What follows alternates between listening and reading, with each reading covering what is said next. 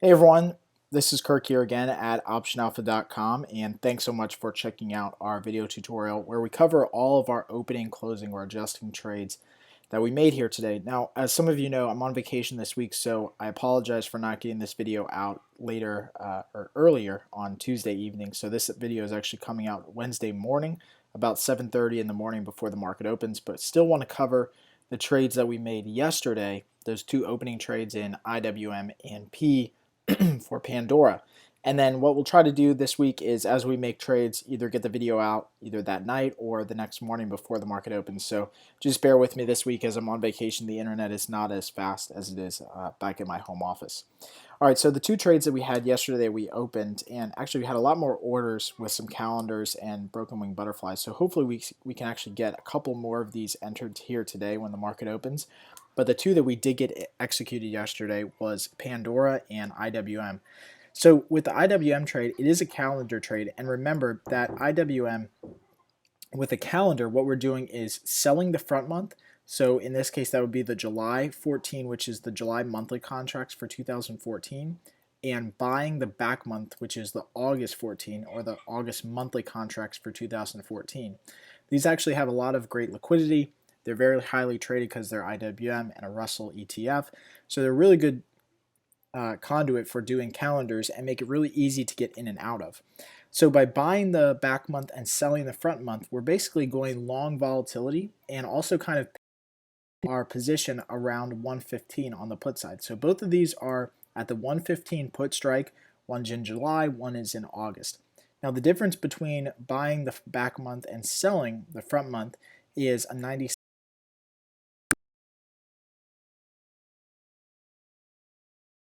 We want to close out this position. We don't want to carry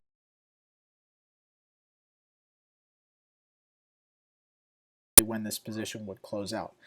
Now, as far as just where we place the trade, so where we actually place that calendar, we like to place our calendars when we're doing them a little bit outside of the current market range. So we don't want to place it at 116 or 117, which is actually a little bit closer to where IWM is trading.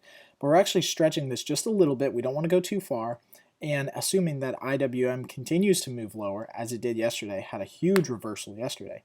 And so we actually want IWM to kind of settle somewhere around 115. So that would be ideal. That's the ideal range that we want IWM to close in, and that's 115. But actually, because of where our strikes are, you can see on the chart here, and let me just kind of expand this just a little bit more.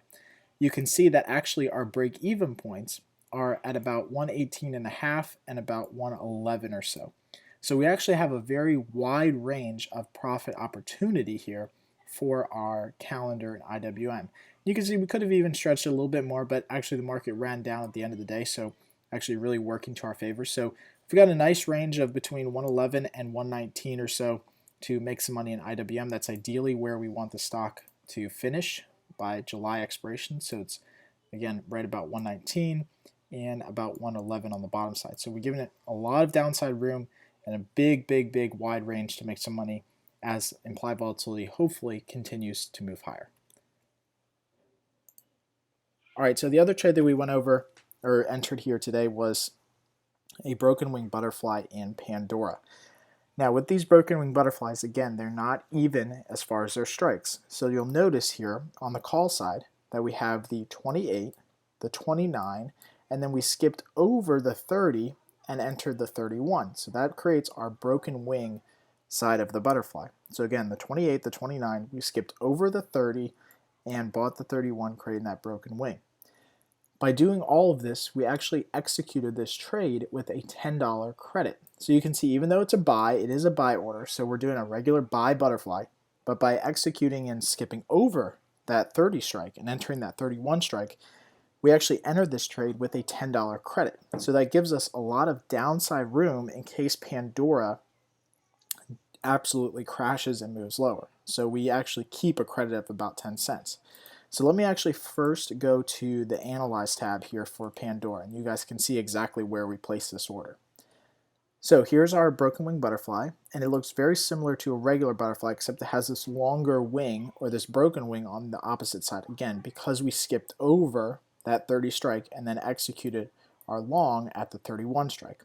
So that leaves us a $10 credit if Pandora trades anywhere from its current price lower. We actually keep that $10 credit. And that's ideally what you want to do with these broken wing butterflies is keep some sort of credit or at least no debit at all. So you want to try to get into these with either a credit or no debit at all. You don't want to take too much of a credit, too little of a credit. You still want to leave yourself a good window of opportunity to make some money.